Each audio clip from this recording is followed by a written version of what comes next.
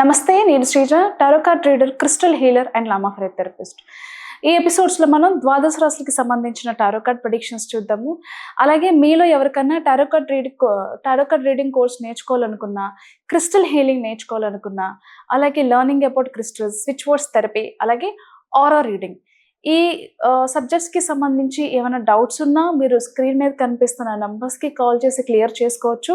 అలాగే క్లాసెస్లో కూడా మీరు క్లాసెస్కి సంబంధించిన డీటెయిల్స్ కూడా అడిగి తెలుసుకొని జాయిన్ అవ్వచ్చు.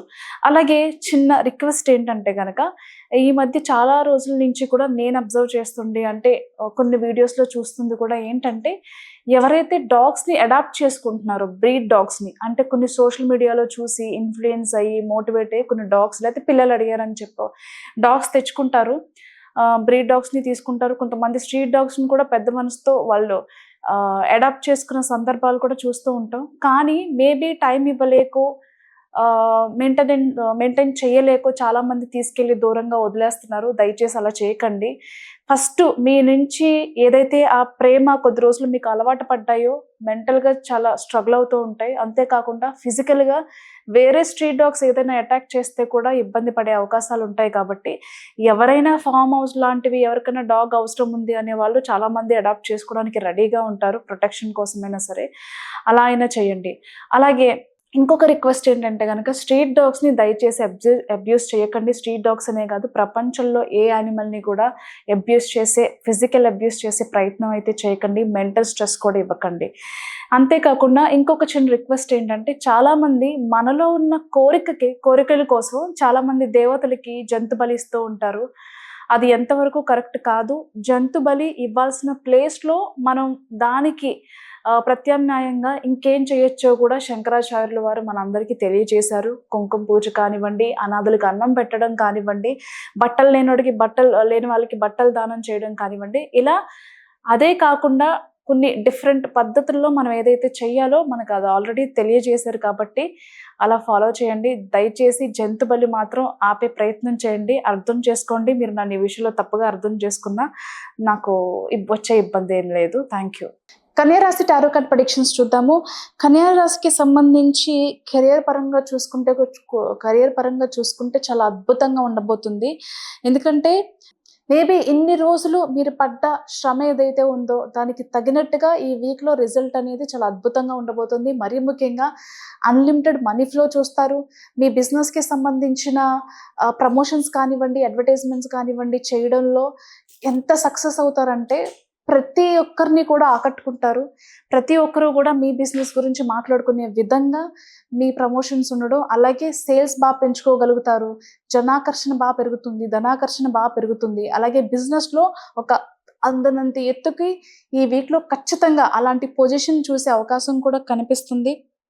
అంతేకాకుండా ఎవరైనా ప్రమోషన్స్కి సంబంధించి, శాలరీ ఇంక్రిమెంట్స్కి సంబంధించి, ట్రాన్స్ఫర్స్కి సంబంధించి, ఆన్సైట్ ఆపర్చునిటీస్కి సంబంధించి ఇలాంటి విషయాల్లో డిలే అవుతుంది, కొన్ని నెలలుగా వెయిట్ చేస్తున్నాము, కొన్ని వారాలుగా వెయిట్ చేస్తున్నాము అనుకునే వాళ్ళకి ఈ వీక్లో కూడా ప్రమోషన్కి సంబంధించి, అలాగే జాబ్ చేంజ్కి, కెరియర్ చేంజ్కి సంబంధించి, ఇప్పుడు చాలామంది తను చేస్తున్న ప్రొఫెషన్ నుంచి వేరే ప్రొఫెషన్కి షిఫ్ట్ అవుతూ ఉంటారు. అంటే డిఫరెంట్ కోర్సెస్ నేర్చుకొని వాళ్ళు వేరే కెరియర్కి షిఫ్ట్ అయ్యే అవకాశం ఉంటుంది. ఫర్ ఎగ్జాంపుల్ సాఫ్ట్వేర్ ఇంజనీర్స్ ఉన్నారు.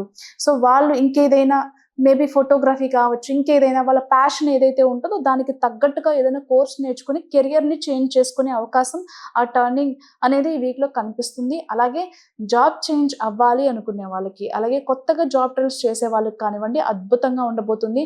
అలాగే ప్రమోషన్స్కి సంబంధించిన వీక్ అని చెప్పచ్చు, మీ పొజిషన్స్ మారే వీక్ అని చెప్పచ్చు. మంచి స్థాయిలోకి వెళ్ళే అవకాశం కనిపిస్తుంది.